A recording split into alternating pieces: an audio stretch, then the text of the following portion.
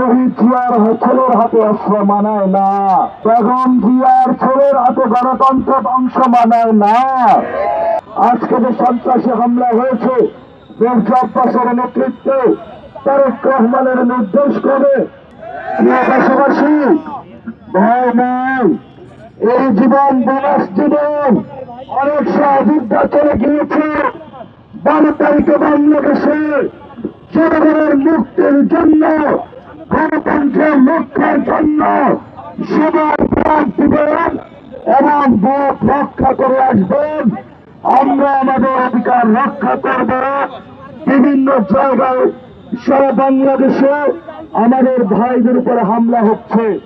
আমরা আজকের মিছিল থেকে তীব্র নিন্দা জানাচ্ছি।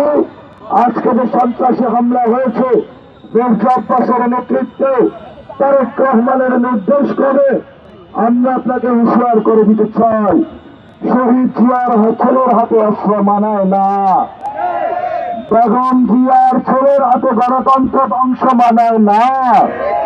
যদি গণতন্ত্র ধ্বংস করতে চান তারা আমাদেরকে সরাসরি বলে দেন। আমরা যারা গণতন্ত্রের বিপক্ষে লড়বে, আমরা তাদের বিরুদ্ধে রাজপথে আবার নামব, আবার জোরে যুদ্ধ হবে। বাংলাদেশের চাঁদাবাজ দুর্নীতি শেষ হবে যে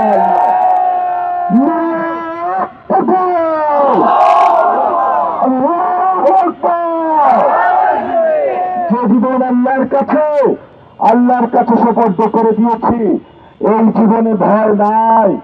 আমরা আল্লাহ ছাড়া কাউকে ভয় পাই।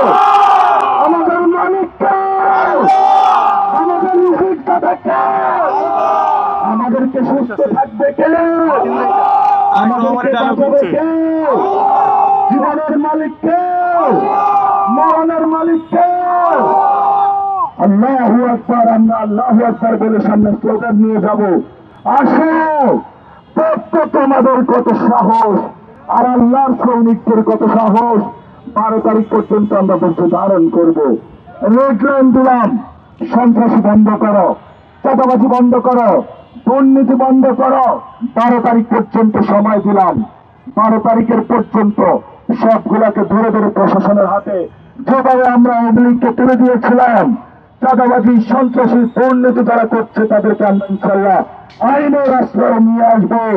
এই আইনের আল্লাহু আকবার বলে যদি তারা আসে, আমরা স্লোগানে চাপিয়ে পড়বো, জীবন দিব, দুর্নীতির সাথে আপোষ করবো না, সন্ত্রাসের সাথে আপোষ করবো না।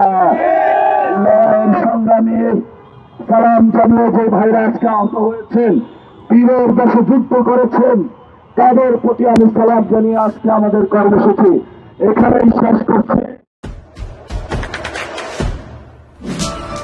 দেশে দেশে সবার সাথে দ্য নিউজ।